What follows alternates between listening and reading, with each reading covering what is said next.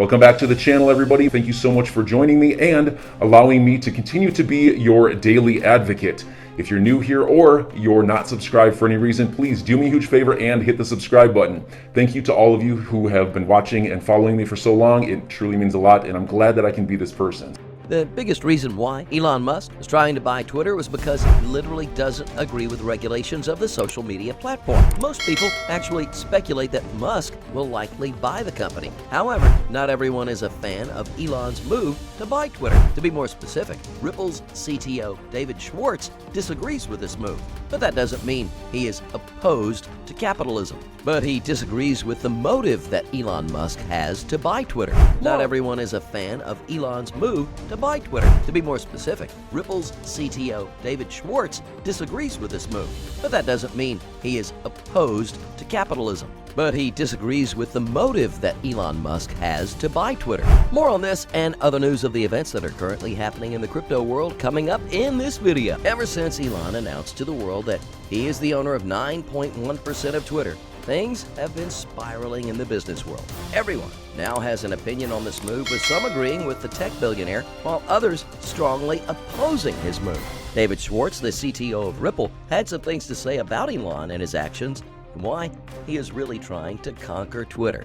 Everything started when Elon stated that social media policies are good if the most extreme 10% in the left and the right are equally unhappy. We'll respond to this, David started, a threat saying that this is an incredibly bad policy that works absurdly poorly. Imagine if one side is entirely radical and one side is entirely moderate people. For this side with all radicals, only the 10% most radical of their positions will be prohibited. For the side with all moderates, not even all their moderate positions are allowed. This is about the worst policy imaginable.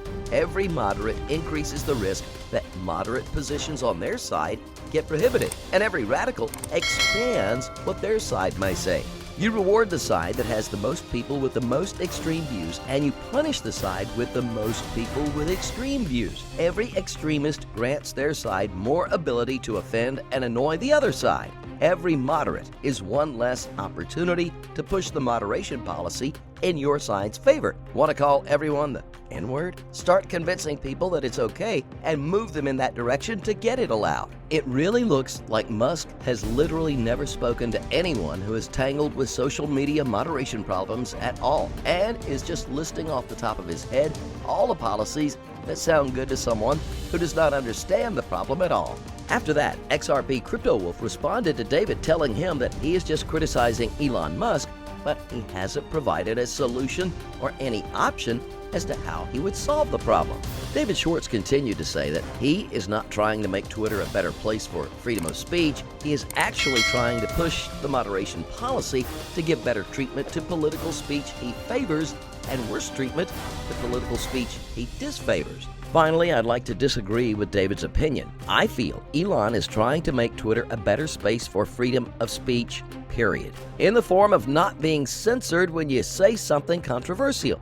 In my entire experience with Twitter, Elon Musk has never said anything in the form of trying to get someone censored or agreed with someone being banned from Twitter. I also don't think that Elon is that irrational that he would push for someone being banned from Twitter simply for saying something controversial. However, things are about to get even more interesting, considering the SEC also has a Twitter account, and the regulatory has crossed hairs with the tech billionaire in more than one occasion. How do you think Musk will react when he buys Twitter and the SEC continues to attack Elon? You can let me know what you think in the comment section below. I'd love to read your thoughts on the subject.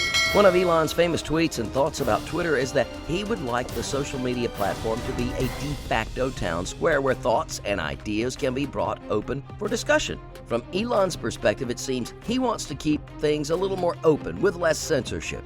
To help with that, Musk also tweeted that he would like to see Twitter become an open source project. Now that's going to be very exciting, especially for the cryptocurrency community. So, how will the future of Twitter be affected? As we all know, Jack, the current CEO of Twitter, is a huge fan of Bitcoin. Musk is also a fan of Bitcoin, but he's been actively championing for Doge. So, will the logo of Twitter switch from a bird to a dog? And how much of Doge are we going to see once Elon takes control of Twitter.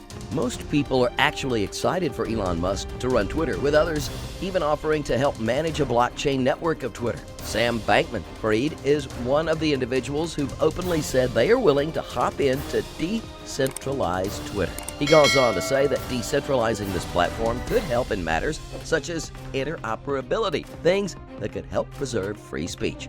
Blockchain infrastructure could also help define the fine line between free speech and censorship. Selective enforcement action is what is ailing the social media platform, and that's precisely what Musk is going after. The SEC has also been found guilty of some of the same by the crypto community and Musk. If you followed our channel from day one, you'd know that selective enforcement is one of the strong traits of the SEC. But do you think a decentralized Twitter is possible? Is there something brand new that this new tech team will have to do to ensure this happens? And will Musk really buy Twitter? Well, so far, he's been actively trying to do so, but unfortunately, other people are trying to oppose his actions. So, are we currently in a bear market? The market has bounced swiftly off the 100 moving average on the weekly, just as the COVID-induced drop of March 2020 turned out to be a buy the dip opportunity as opposed to the beginning of a bear market. The sharp correction we have seen since the beginning of this year goes against the first rule of the bear market. It's critical not to call a bear market falsely, and this is a huge mistake that a lot of people make. If the market is just going through a correction, a short, sentiment-driven downturn of say 10 to 20%, then you're better off riding through it and maintaining your portfolio. It is impossible to accurately and consistently time market corrections because of the way they behave. A correction can start for any reason or no reason.